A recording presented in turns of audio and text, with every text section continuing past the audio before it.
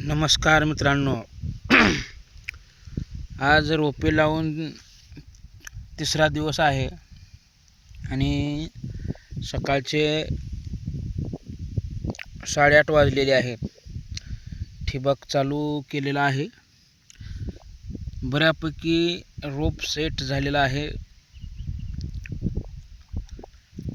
हळूहळू रोपाची प्रतिकारशक्ती वाढत आहे असा अंदाजे दिसत आहे. आता आज तिसरा दिवस, उद्या म्हणजे परवा दिवशी म्हणजे रोप लावल्यापासून 5व्या दिवशी याला 19 2 किलो 1 लिटर ह्युमिक ॲसिड आणि एक बुरशीनाशक अशा प्रकारची आळवणी या ठिकाणी घ्यायचं आहे. आपल्या हातात प्रोसिजर फॉलो करायचं आहे. बाकी निसर्ग जाणे. पूर्ण टोटल शेती निसर्गावर अवलंबून आहे. आता हे कवळं रोप दिसत आहे.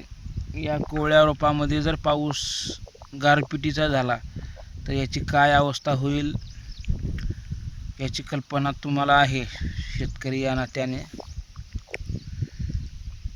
आणि वातावरण जर स्वच्छ राहील आणि व्यवस्थित फवारणी, व्यवस्थित सर्व नियोजन जर झालं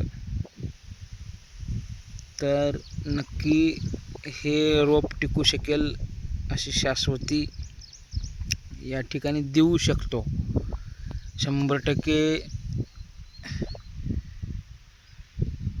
देणं अवघड आहे, पण आपल्या हातात फक्त अंदाज बांधणं आहे.